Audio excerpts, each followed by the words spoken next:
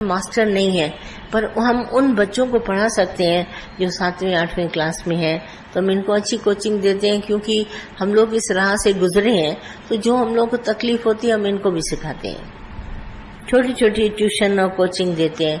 ऐसे ही दादा ने हमको सिखाया, ए सीखे तो ए सीखो, और बोला सबको जाके तुम सिखाएगा तुमको पक्का होगा। बोला देने से ज्ञान ये बढ़ता है, तुम एक देगा तुम्हारा 100 बढ़ जाएगा। तो इस राह में ये हमारे को जिज्ञासा पैदा करी। जब हम जाके सत्संगियों को सुनाते हैं ज्ञान, तो दूसरा जना खुश हो जाता है, तो हमें खुशी होती है, अरे बहुत अच्छी बात है, देखो दादा ये तुम्हारे ज्ञान से खुश हो गया। बोला हाँ ऐसे ही सेवा करते रहो। तो जिज्ञासु होने में ये गुरु मददगार है। कहते हैं जाके सुनाओ, और एक अगर मन की इच्छा अंदर में किनारे करते हैं, मन को जीतते हैं, तो बड़ा मजा आता है। तो बोला एक बार जीता दोबारा जीतो, फिर जीतो, फिर जीतो। तो जीत का एक नशा है, जीतते जाओ। तो उस नशे को भी गुरु बढ़ाते जाते हैं।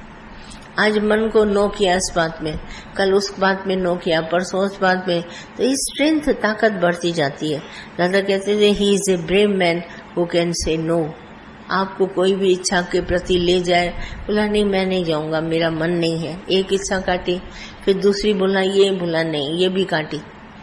इस तरह से न जाने कितनी इच्छा काटते काटते गुरु हमारे को बलवान बनाते जाते हैं। और फिर हमको बोलने में, जैसे अपना एक्सपीरियंस देखो, मेरे को कितना ही फोर्स किया भाई ने, पर मैं नहीं गया, मैं गया ही नहीं, मेरी इच्छा कट गई।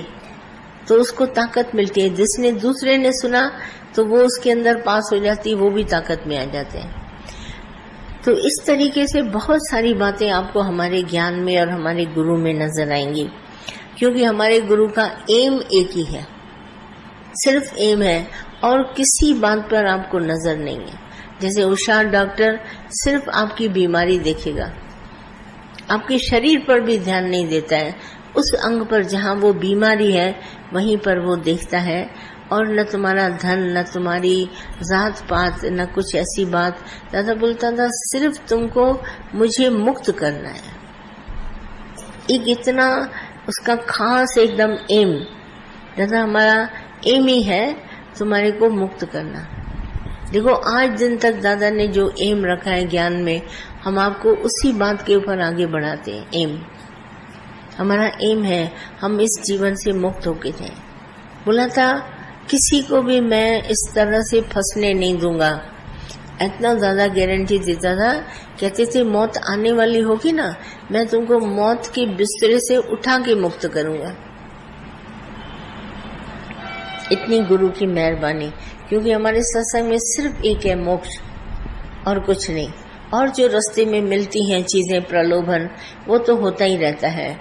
आपके ग्रस्त अच्छे हो जाते हैं, आप भगवान की दृष्टि डालो। देखो आप बच्चे बच्चे बोलते हो, मैं आपको बोलती हूँ घर बहुत अच्छा भगवान ने दिया है, पर अगर वो बच्चे भगवान है, मेरा ये कहने का मतलब, और अगर उनके साथ तुम रहता है बच्चों के साथ, तो तुम्हारी अध्यक्षता हो जाती है। जैसे हलवाई सारा दिन अपनी मिठाइयों को देखता रहता है, तो मिठाई की अध्यक्षता हो जाती है। कपड़े वाला कपड़े की दुकान पर, और चीजें खाने वाला, और ऐसे ही तुम बच्चों के साथ रहता है, अध्यस्त न हो जाओ। तुमको चेंज माइंड करने के लिए बोलते हैं ये भगवान है, तुम भगवान समझ के उनकी सेवा करो, क्योंकि वो मेंटल अध्यक्षता तुम्हारे को बार बार मुख से बच्चे बच्चे बच्चे बोलेगी। इसमें क्या होगा, तुम्हारा ध्यान चला जाएगा उधर, और मोक्ष तुम्हारा रह जाएगा। तो हमारा गुरु वहां से छुड़ाता है, बोलता है नहीं भले हैं बच्चे, आदमी है, औरत है, माता है, पिता है, पर तुम भगवान की दृष्टि डालो तो तुम्हारे को मोक्ष मिलेगा। एक हमारा एम दादा का है मुक्ति, और कुछ नहीं। धन भी है तो कहते थे भगवान का दिया हुआ, मन भी है तो भी भगवान।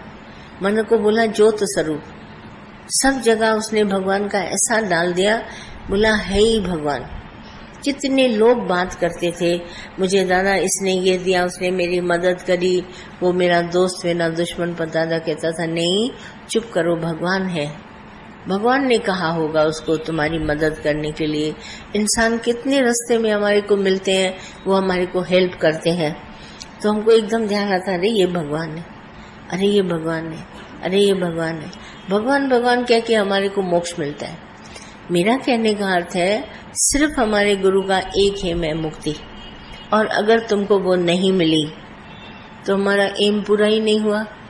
हम आए तो सबको ये ज्ञान देने, और आप जागे भी, और आपने कहा भी मुझे मुक्ति चाहिए, दोबारा मुझे इस शरीर में नहीं आना है, पर आप रास्ते में खड़े हो जाते हैं तो हम आपको बार बार बोलते हैं नहीं उठो फिर चलो, बोले धीरे धीरे चलो, पर ये मंजिल तुमको खुद पार करनी है। कोई दूसरा तुमको कंधे पर बिठा के नहीं पार करेगा, तुमको ये खुद चलना है, एक एक पग पग पर तुमको खुद चलना है। तो इसके लिए हमको सावधान बहुत होना है। मंजिल दूर नहीं है, मंजिल तो हम जहाँ खड़े हैं वहीं भगवान है, जहाँ याद करो भगवान वहीं, कहीं दूर नहीं है, मिला पड़ा है, पर हमारा ध्यान इधर उधर जा रहा है, बट रहा है। तो इस ध्यान को, चित्त को एकाग्र करने के लिए हमको विवेक जागृत होना बहुत जरूरी है। जब मुझे पता चला कि सच भगवान है तो आपका दुनिया में कहीं ध्यान नहीं जाएगा। आप हजारों बार मार्केट जाइए, हम लोग भी गए, समझो गुजर गए उधर से, पर हमारे अंदर भगवान का ध्यान था तो मार्केट की एक वस्तु नहीं दिखाई दी, कुछ नहीं। सब लोगों ने बोला ये है ये, हाँ हुआ होगा, पर अंदर नहीं आई। नाव चली पर पानी नाव के अंदर नहीं आया। ये स्थिति एक विवेकी पुरुष की होती है। वो संसार में रहते हुए इतना निर्लेप, न्यारा, अखंड, पूर्ण, सच्चित आनंद स्वरूप होता है। हम सब यही चाहते हैं, जैसे दादा ने हम सबको बोला तुम भले संसार में रहो, नॉट ऑफ द वर्ल्ड, दुनिया छोड़ के नहीं, पर दुनिया के भीतर ही रहते हुए जहाँ भगवान ने रखा है, जिस परिस्थिति में रखा है, पर सिर्फ तुम उत्तम जिज्ञासु बनो। चाहिए क्या? चाहिए हमको परमात्मा। चाहना एक हमारे अंदर लगन, वो अगन जगा देगी और भगवान तुमको मिल जाएगा, कभी तुमसे जुदा नहीं होगा। पर अगर इधर उधर ध्यान दोगे तो रह जाएगा। गुरु सिर्फ यही करता है, इतना अट्रैक्शन पैदा करता है, इतना उत्तम तुम्हारे को बनाता है कि तुम भगवान के सिवाय कुछ और देखने से तुमको चैन मिलेगा ही नहीं। जब तुम भगवान देखेगा तब तुमको चैन मिलेगा। ये एक जिज्ञासा अंदर में ऐसी डाल देता है, इससे हम एकदम जाग जाते हैं। बोला ये नहीं मिला तो बाकी सब मिला तो क्या हुआ? मन बहुत सारे मतलबों को पूरा करता है, खाना पीना, रोटी, कपड़ा, मकान, सब कुछ मिला, प्रभु नहीं मिला तो वो एक झोपड़ी अच्छी जहाँ हमको भगवान मिले नहीं। और इतने बड़े महल मारी क्या करेंगे? मन सुखी नहीं और तन को 100 सुख है तो वो किस काम के? तो इसीलिए यह हमारा गुरु इस बात में बहुत ही उत्तम है, जीते जी तुमको मुक्ति दिलाएगा। दादा ने कहा मैं जीवन मुक्ति दिलाता हूँ, विदेह मुक्ति नहीं। तुमने आज ज्ञान सुन लिया, मरने के बाद कोई दूसरा तुम्हारे लिए बोले कि तुम मुक्त हो गया, जैसे राजा परीक्षित के लिए बोलते हैं कि सुखदेव मुनि से उसने कथा सुनी, आखिरी में मुक्त हुआ जाते जाते। बोला तुम जीते जी मुक्ति का मजा लो, क्योंकि धन अगर हम कमाते हैं तो धन को एंजॉय भी तो करें, कि कमा के रख के चले जाएं। एंजॉय करें तो अच्छा लगता है, भी मेरा धन कमाया हुआ मुझे काम आ रहा है सफल। तो ठीक उसी तरह जीवन मुक्ति का मजा तुम खुद दावे के साथ बोलो, मैं घर में रहता हूँ, ग्रस्त है, बाल बच्चे हैं, सब है, पर मेरा ध्यान भगवान तुम्हारे में है, मैं तुम्हारा हूँ, तुम मेरे हो। और इस तरीके से भक्ति अंदर पैदा करके अन्य न भक्ति और मुक्ति का तुम खुद अंदर में बोलो, मैं मुक्त हूँ। ये झूठे जगत के पदार्थों में मेरा ध्यान नहीं जाता है, प्रारब्ध कर्म के साथ है, ये तब तक रहेंगे जब तक मेरा शरीर है, पर इनसे मेरा कोई भी वास्ता नहीं है। हर एक जो है देखो अपनी प्रारब्ध जगह, हम इतने हजारों यहाँ बैठे हैं, पर हर एक उठ के अपने घर जाएगा, अपनी प्रारब्ध का जो भगवान ने दिया होगा वहाँ स्वीकार करेगा, फिर अपने काम में चला जाएगा, धंधे में जाएगा। तो ठीक उसी तरह से हमारा ये देह का है, तो उत्तमता हमारा मन तभी शांत होगा जब हमारे को निर्लिप्तता आएगी। जिज्ञासु उत्तम बनेंगे, भगवान मिल जाएगा। ऐसा लगेगा भगवान कहीं दूर नहीं। मैं इस मंजिल पर दादा के साथ जब आई, मुझे लगा आसान में आसान काम है मोक्ष, जीवन मुक्ति, और सब काम कठिन है दुनिया में। उसमें हार जीत ही है, कुछ न कुछ है। पर ये जो मुक्ति है ये तो शर्तिया है, ये तो गारंटेड है, क्योंकि रास्ता एक ही है गुरु के साथ चलने का। जब मैं गुरु के साथ चली, ये चीज बड़ी आसान लगी मुझे। आज भी तुम पूछो तो आसान में आसान है ज्ञान, कठिन में कठिन है जगत। यहाँ क्योंकि एक ही बात चलती है, प्रेम तो प्रेम, निष्कामता तो निष्कामता, वापसी है नहीं, वन वे ट्रैफिक है। देते चलो, खाते चलो, पीते चलो, सुनते चलो, सबके साथ चलो, चलते चलो। प्यार कभी डिमांड न करो वापसी में मांगने की। ये व्यापार नहीं है कि वो उसने दिया तो तुम भी दो। हम छूटे पड़े हैं, हम देते हैं पर लेते कुछ नहीं। तो दादा ने बोला ये ज्ञान दो, क्योंकि इनकी अमानत है तुम्हारे पास, कोई अपने जेब से भी निकाल के नहीं देगा, पर इनकी अमानत है, ये लेते जाए, जितना चाहिए लेते जाओ, खजाना कभी खोटेगा नहीं। लेते जाओ लेते जाओ लेते जाओ, आखिर तुम इस मंजिल पे पहुंचेगा। ये मंजिल बड़ी आसान है, कुछ नहीं करना, इंद्रियों को टच ही नहीं करना, छूना ही नहीं। जब जिज्ञासु को ज्ञान आ जाता है, विवेकी बन जाता है, तो अपने शरीर की इंद्रियों को कभी छूता ही नहीं। सब सुखमणि में लिखा है एक शब्द, अपरसु, अनटच रहता है, किसी को भी नहीं छूता है, क्योंकि विवेक जागृत हो गया। ये इनको छेड़खानी करने से ये आदती बना देंगे, ये गुलाम बनाएंगे, इसीलिए उनको छूता ही नहीं।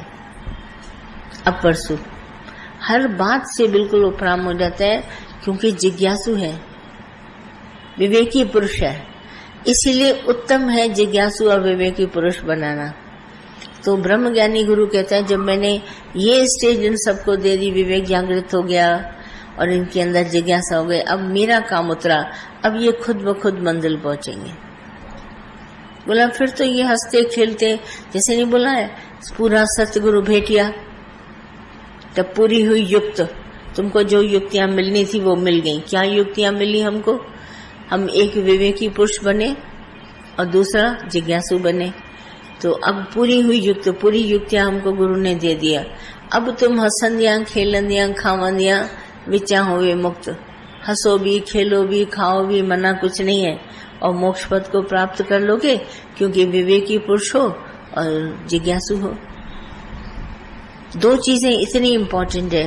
विवेकी मैं हूँ, अच्छी तरह जानता हूँ माया कहाँ ले जाएगी, भगवान कहाँ ले जाएगा। मैं उस तरह माया की छेड़खानी करूंगा नहीं, मैं देखूंगा भी नहीं उधर। मुझे माया की कोई बात टच नहीं करनी है, क्योंकि मुझे मालूम है माया गुलाम बनाएगी। जब मुझे पता ही है, फिर मैं क्यों बनाऊं, जाऊंगा उधर। बिल्कुल अपरसु, अनटच रहता है। हमको मालूम है एक क्षण का सुख सारी जिंदगी ले लेगा तुमसे, इसीलिए अपरसु, अनटच रहता है, बिल्कुल अनटच रहता है। इसीलिए बोला गया हर बात से बिल्कुल ब्रह्मचर्य, ब्रह्म का आचरण करने वाला। खाने में, पीने में, घूमने में, रखने में भगवान तू है, ब्रह्म है, ब्रह्म है, ब्रह्म है। इंद्रियों को ब्रह्म सत्ता पूर्ण में उतारता है।